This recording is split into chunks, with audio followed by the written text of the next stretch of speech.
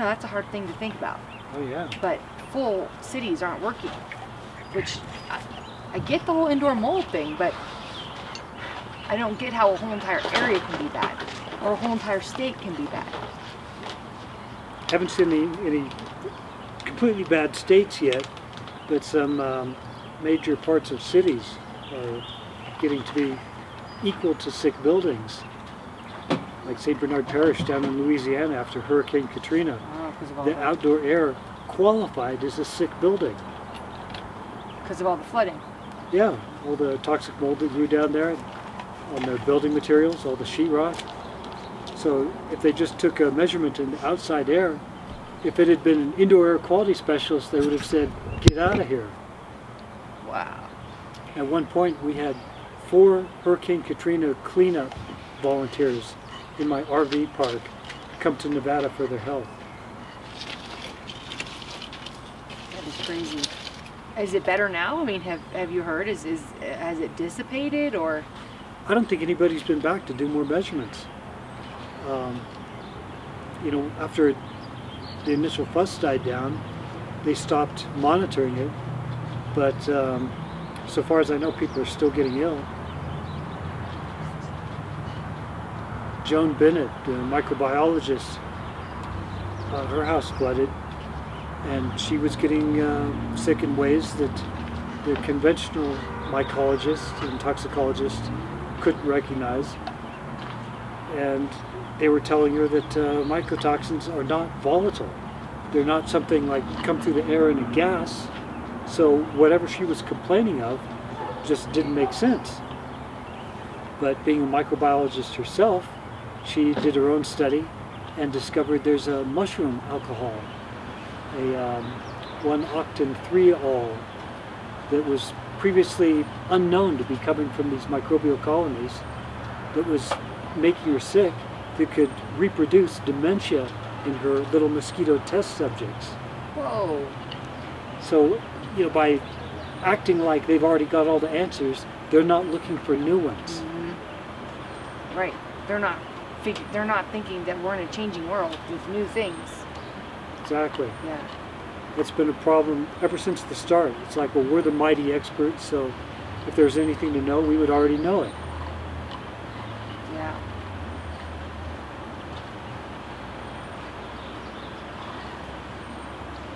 At my brother's, there would be this smell from, I think, the local dump. Is that just annoying, or can that be a factor? Absolutely, it can be a factor. Sewage settling ponds and dumps are notorious for growing toxic mold. So if you're downwind of one, you could be essentially inside a sick building every time the wind blows your direction. Mm-hmm. And if the wind wasn't blowing your direction, the experts would come out and they'd go, well, you must be crazy. There's nothing here. They don't think about things like that. Mm-hmm. Sometimes it feels a bit daunting and impossible to find a clean area in this day and age, doesn't it? I mean, at least that's how I felt when I was on mold avoiders. But you have a much more, it's like you see the reality of it, but your mindset is still much more relaxed. Which it's so easy to go the other direction, where you're afraid to live anywhere. You're afraid to get a house. Still part of me's nervous to get this house, because what if there's a leak, or what if, there's a million what ifs. So, Sure. But you have a really relaxed way of thinking about it, which is nice. Well, we all got to do the best we can. It's true. In a toxic world, right? I mean, we can't just totally give up trying to live. No. And that's one of the things the Mold Avoiders group was doing, is making it sound like I'm out in the desert in a tent, Yep. where I've given up on life. Yep. And it didn't do me any good to explain, no, I'm living in an RV in Reno, or I'm at my parents' house, or I'm here, or in town. People just got this idea that mold avoidance means running every time you see mold. But you haven't bought a house yet. Well, that's just lack of funds. Oh, but you would if you would. Sure.